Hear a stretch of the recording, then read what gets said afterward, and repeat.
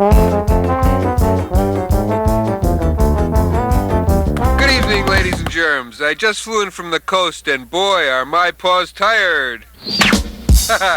My car is so old, it's insured against fire, theft, and dinosaur stampedes. But I want to tell you, take my dog, please. It must have been one of your better nights. I was in rare form. Ladies and gentlemen, Garfield and friends. Friends are there. To help you get started, to give you a push on your way. Friends are there. To turn you around, get your feet on the ground for a brand new day. They'll pick you up when you're down. Help you swallow your pride with something inside's got to break on through to the other side. Friends are someone you can open up to. When you feel like you're ready to flip. When you've got the world on your shoulders. Friends are there to give you a tip. Friends are there when you need them. They're even there when you won't. For a walk in the park, for a shot in the dark. Friends are there. I don't care. But friends will care for you.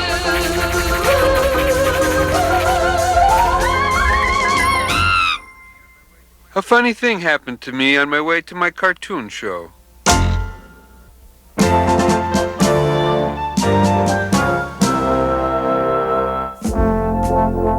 And if you step this way, folks, we'll continue with our tour of the Cat Museum. Now, this wing honors some of the true heroes of catdom. This is Dr. E. Leopold Wisniewski. This man wasted over $6 million trying to perfect an inflatable scratching post. Dumb. And this exhibit honors Buttons, the cat who set the world's horse-swallowing record when he successfully swallowed one horse. Tied for second place as everyone else in the entire world. And that's the Klopman Diamond. But what I really want to show you is out here. This lake is very important in the history of cats. There's a legend associated with this lake, if you'd like to hear it. Good, I'll tell it. The legend of the lake, in verse no less. A couple thousand years ago, or maybe even more, a band of prehistoric cats was living on this shore. They were a savage breed of cat you'd never want to meet, and what really made them savage was the food they had to eat. For breakfast they would dine on mud, for lunch a rock or two, and dinner time was quite a treat when serving guppy stew.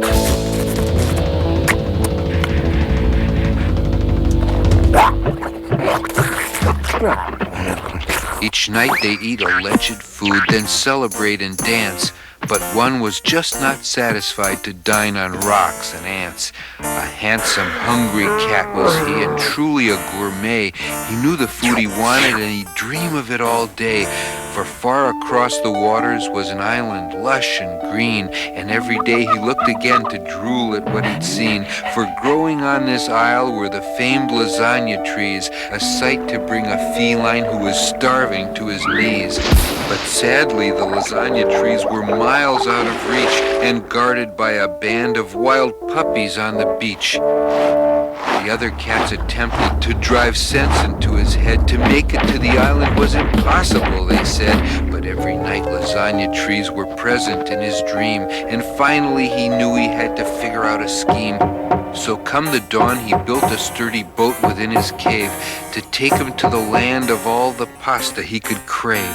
His girlfriend said, "You cannot make this trip, I will not let you. If by some chance you get across, the puppy dogs will get you." He said, "I'm sick of eating only mud and rocks and guppies. No lake will keep me from my dream, and neither will some puppies." And so with just his bark canoe, some courage and a smile, he launched into the water and he set out for the isle. No lake could stop our hero from the food that he did seek. No obstacle could stop him. Well, perhaps a little leak. The ship had started sinking when he gave a little shout. "Ah!" and quickly drilled another hole to let the water out.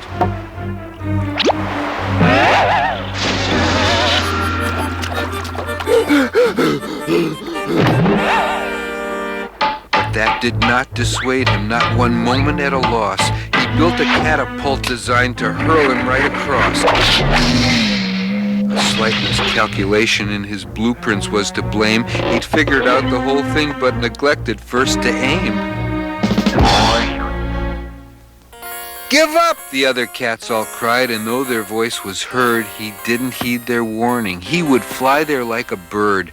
At first, the wings just wouldn't work, and then it seemed they might. The trouble was he hadn't tied the wings on very tight. It was, I guess, a brave thing and a most courageous try, but cats he had forgotten were never meant to fly. For days he thought and thought and thought and thought and thought and thought. He'd look out at the island and he'd feel most distraught, for there was the lasagna blooming in the sun to bake, and blocking him the puppies and, oh yeah, the lovely lake. He would not be defeated, let a lake stand in his way. He vowed that he would feast on fresh lasagna plants today. He wouldn't jump or sail or attempt to even try. He'd swim to reach that island, or he'd perish in the try. He swam with all his might to reach the island in the distance. The other cats could only watch and marvel at persistence. He swam as hard as he could swim to reach the other side. He might not reach lasagna, but at least he'd know he tried. He swam for 7 hours till he'd swum his final stroke. Waves washed him onto the shore, which is where he awoke. Excitedly, he realized it had been worth the chance. He'd made it to the island where there grow lasagna plants. You'd never in your life seen such a happy, happy beast. No puppy dog would keep this kitty from his pasta feast. He swam across the lake, but what he didn't realize was prehistoric puppy dogs were 5 whole times his size.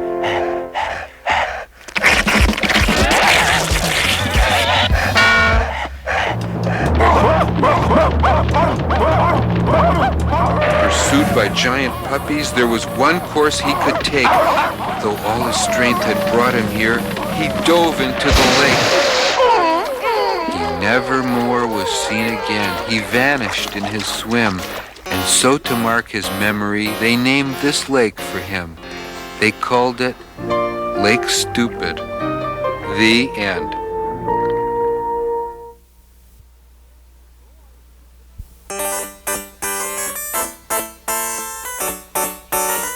Roy, you shouldn't eat that corn so close to the stove when it's on.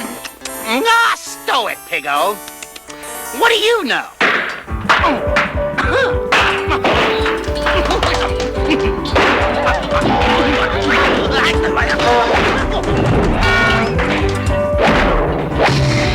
I know it's popcorn.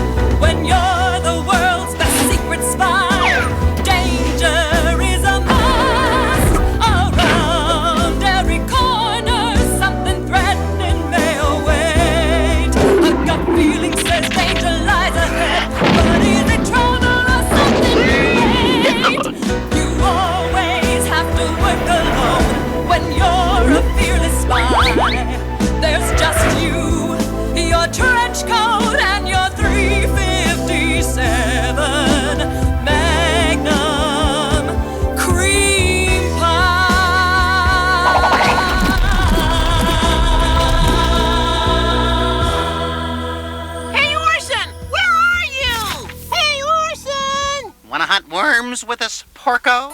Worms? Gee, I don't think so. I'm reading a great spy novel, and Lanolin made me a pie for lunch. But we need you. You're the only one with enough tonnage to scare 'em up where we can catch 'em. Sorry. What does he see in that spy novel stuff anyway? Booker, it's not what he sees, it's who he sees. To Orson, books are the worm hunt of the imagination. Heavy, Sheldon. Very heavy. Meanwhile, at agency headquarters... I say, W, are you here, man? Shh! Be careful, 00 Orson. I had the place swept for bugs an hour ago, but you never know. Good idea. You don't want listening devices around. Who cares about listening devices? I don't want bugs around. Yicko bedicko. Pour yourself a sody pop and sit down, me lad.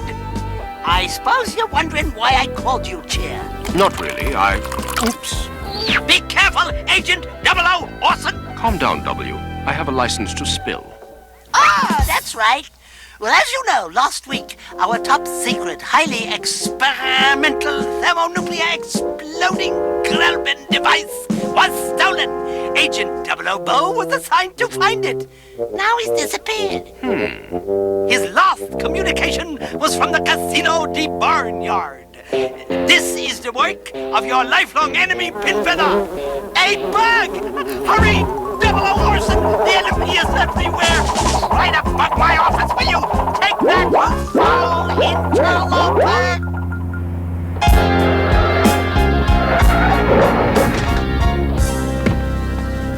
This way, Mr. Orson, sir. Mr. Pinfeather has been expecting you. This could be a trap. We meet again. So we do, Monsieur. Oh, garçon. Chocolate milk, shaken, not stirred. Allow me to introduce my lovely dining companion, the Countess Lanolin. I see you have a license to thrill. I thought I had you the last time, Pinfeather. You almost did, but I managed to escape by convincing the police that I was only a circus performer wearing a chicken suit. I have a license to shill. And now you've stolen the top secret, highly experimental thermonuclear exploding Grelbin device. I suppose you have proof that I stole the top secret, highly experimental thermonuclear exploding Grelbin device? I might. In that case, I will have to get rid of you.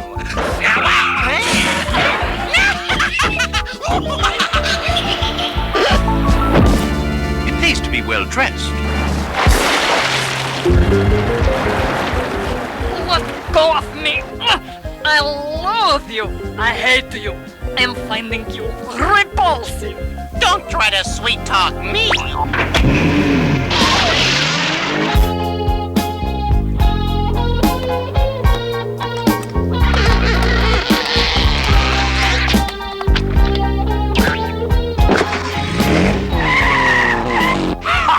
Now to find Pinfeather.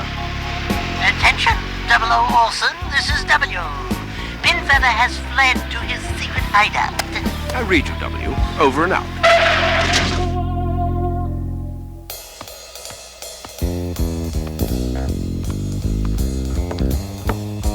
Follow me, 00 Orson. Why should I trust you?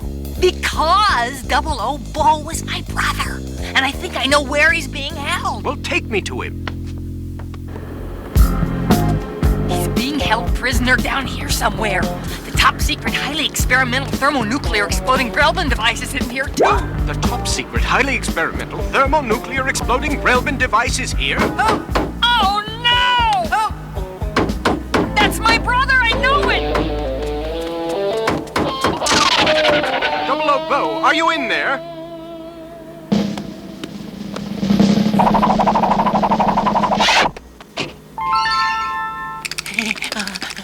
Hey, I didn't know that Pinfeather had a license to chill, man. Hurry, 00 Orson! He's triggered the top secret, highly experimental whatchamacallit. It's hidden down here somewhere and it's set to go off like any minute, man. Where could he have hidden it? Where's the rest of the worms, Roy? What a dirty trick! I know we caught more worms than this! We demand a recount. Huh? I divided them evenly. Yours probably just crawled away when we weren't looking. I've got it! The top secret, highly experimental thermonuclear exploding Grelbin device is in the milk can! You won't get away with this one, Pinfeather! Pinfeather? Everybody hit the dirt!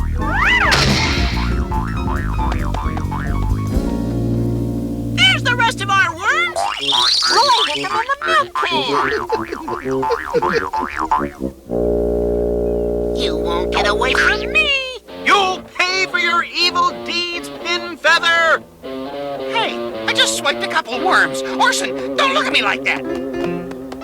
I'm sorry I stole the worm. You'll pay for trying to conquer the world, you master villain!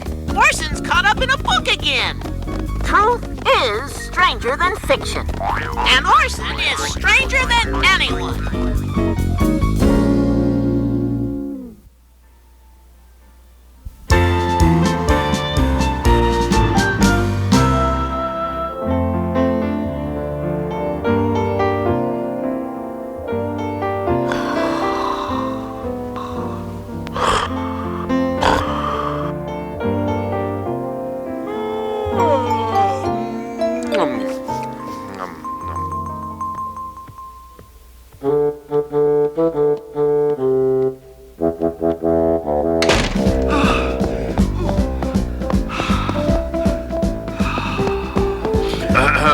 Excuse me.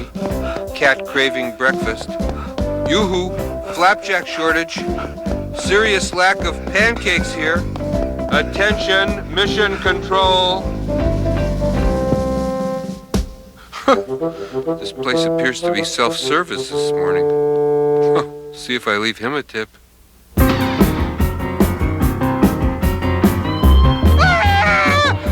It's empty, and I didn't empty it. Call the police. Get him to issue a 708, unlawful defrosting. Help! Garfield, stop kidding around. It's time for my favorite TV show. He's not giving this situation the seriousness it deserves. And now it's time for the Pharaoh of Fitness, Rick Deltoid. All right, okay, men and women, here we go. Time to tone up your torsos. 1, 2, 1, 2, 1, 2, 1, 2. Garfield, how about exercising along with me? Not for all the lasagna in Italy. Listen, for a real workout, come down to my gym, Rick Deltoid's World of Sweat. You may be slightly flabby when you walk in, but I guarantee you'll crawl out in magnificent shape. I cleaned out the refrigerator because of his health food advice. That's a felony in some states, you know. I think we should go to his gym. We? As in more than just you? As in John and Garfield? That we? Now, come on. You've got to get in shape.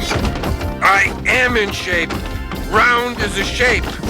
I'm not going, and that's that. Okay, a man and a cat. Say, that is a cat, isn't it? Looks more like a mattress with whiskers. I hate a guy whose IQ is smaller than his waist. Okay, first, let's give you a protein smoothie. We add wheat germ, yogurt, asparagus, raisins, cod liver oil, organically grown mud, green stuff, and refried soybeans. Mix gingerly. Here, just drink it down. No way. Come on. Not a chance. Let's go.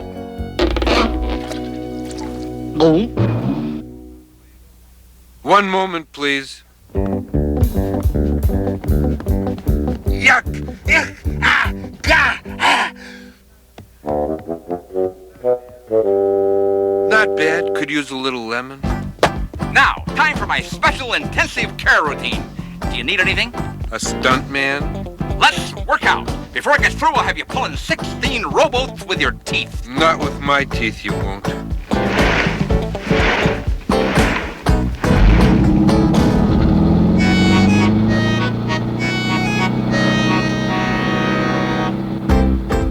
All right, let's see how you're making out of there. Well, the franks are almost done, but the steam is just ruining my hair.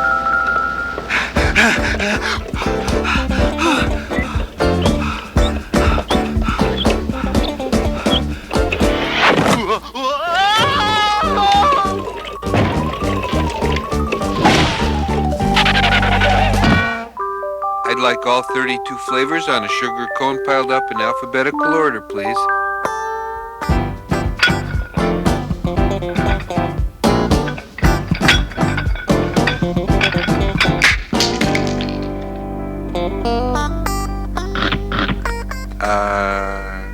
Nuts? Okay, I have to go do my afternoon TV show. Go home and watch it. Yes, sir, Mr. Deltoid. I want to get in shape just like you. I'll do what you say and eat what you tell me. Oh no, I'll never get a decent meal as long as John listens to Bonehead the Barbarian here. Bye, Mr. Deltoid. Let's jog home, then I'll whip up a health food feast. This calls for drastic action. There's Mr. Deltoid's car, Garfield. Garfield? Garfield, where are you? Go home and watch a show. This is one you won't want to miss. Afternoon, Mr. Deltoid. All right, listen. Do you have the cue cards ready for my broadcast? The ink's drying on them. They're out in the alley and back.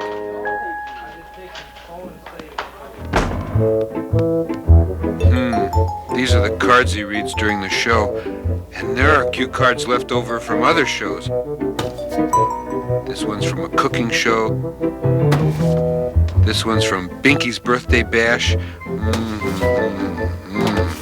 Okay, the game is Cue Card Rummy Ideal. Look, we go on the air in 30 seconds. I need those cue cards. Oh, right away, Mr. Deltoid. Wait a minute, where are Mr. Deltoid's cue cards? Whew, here they are. Well, this should be interesting. And now it's time for the Sultan of Sit-Ups, Rick Deltoid. Okay, thank you very much. I'm going to teach you a great exercise. I want everyone to honk like a goose and wave their wings in the sun. Here we go. Honk, honk, honk, honk. It's a card left over from a wildlife documentary. Okay, the important thing is to dress well in a basic black outfit with matching pearl ensemble.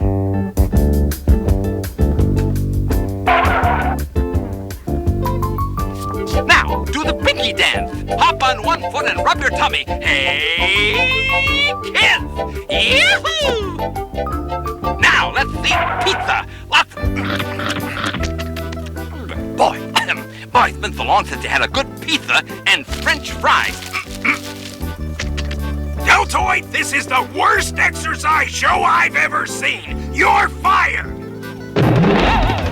Gee, that was kind of unfair of them canceling him like that. I mean, they don't believe folks at home actually did all that stuff he read off the card. People aren't so dumb they do whatever TV tells them. Honk, honk, honk, honk, honk. Well, most folks aren't. Honk, honk, Are you? honk, honk, honk, honk.